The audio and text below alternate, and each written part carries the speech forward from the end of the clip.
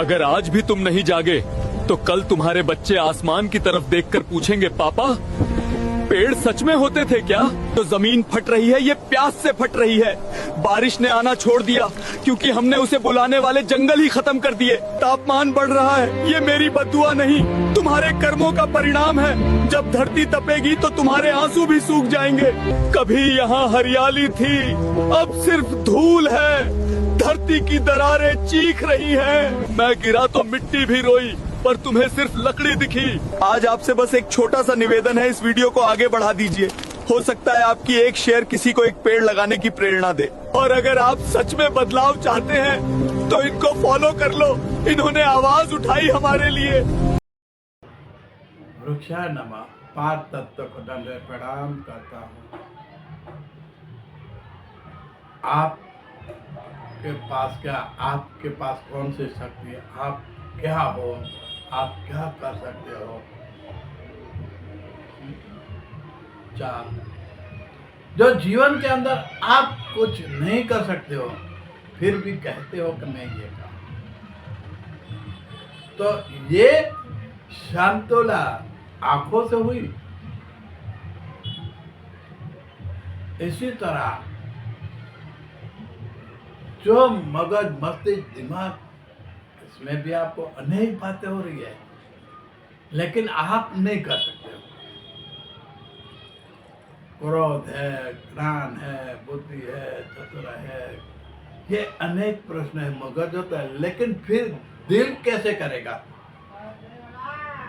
आपके पास है क्या? क्या आपके पास है? क्योंकि जो क्रोध है आया, आपको बुद्धि, आपको अनेक प्रश्न हुआ, आप ये करना होगा, लेकिन मन के साथ तो फिर भी अलग होता। आप दोनों एक नहीं कर सकते ना, कैसे कर सकते? तो इसी तरह आपने देखा कि आपकी 5 इंद्रियां है। अभी नाक का सूंघने का काम है, वो सूंघेगा, लेकिन जो शरीर के अंदर हवा के साथ जो आएगी, बदबू हो चाहे खुशबू हो, खुशबू होगी तो आपको खुश लगेगा, वाह वाह खुशबू अच्छा लगता है। बदबू है, लेकिन आप नाक बंद करके कितनी देर बंद करोगे? अंदर का शरीर घुटने लगे, अंदर का शरीर बंद होने लगे, तब तक नहीं हो। तो बदबू भी आपको क्या करे, बलजबरी लेना पड़ता है। तो जीने के लिए नाक आपका सहारा है, लेकिन आप क्या कर सकते हो नाक के लिए? हवा नाक की जो है गरम ठंडी, इसका जो संतों ने एक हवा लेना छोड़ना, इसका भी अलग अलग शरीर के अंदर जो बताया है। सूक्ष्म नाड़ी के ये जो संतों ने बताया, इनमें से ये होता है कुछ क्षण पर ये श्वास आता है, वो श्वास धीरे धीरे शरीर के अंदर आता है। इंगला पिंगला जो ये बोलते हैं, सूक्ष्म नाड़ी से ये श्वास आते हैं, एक आते हैं ठंडी, एक गर्म, ऐसे इनका दिमाग के साथ लेकर शरीर का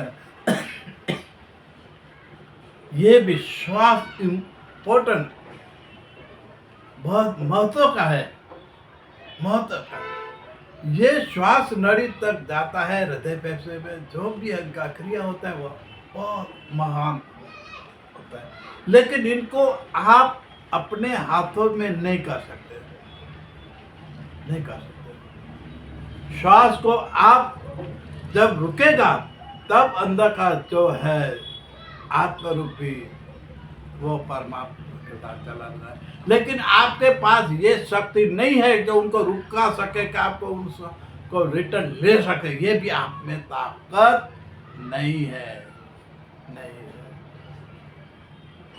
जो ज्ञान के बारे बोलते हैं, इंगला पिंगला श्वास नड़ी से लेकर आत्मा शरीर से पूरा लेकर जो मनोविज्ञान से बहुत बात बोलते हैं कि मस्तिष्क मगज ये सब है, लेकिन ये शक्ति आपके पास कहाँ है? सिर्फ श्वास आना और जाना। ये श्वास जब बंद हो जाता है तो ये बंद होने के कारण के जो शरीर के अंदर जो आत्मा रूपी जो जड़ है और जड़ हो जाएगा, जो आत्मा रूपी शक्ति है वो जब निकल जाता है और वो श्वास आना जाना जो बंद होता है वो भी नहीं ले सकते, नहीं ले सकते, नहीं ले सकते। ये मेरे पेड़ पौधे ने बोला। फिर तो आप क्या है? आप क्या है? आप किस कारण से कह रहे हैं कि मैं महान हूं? फिर भी आप जीरो का जीरो। इसलिए मैं आगे जाकर आपसे यही सही बात करूंगा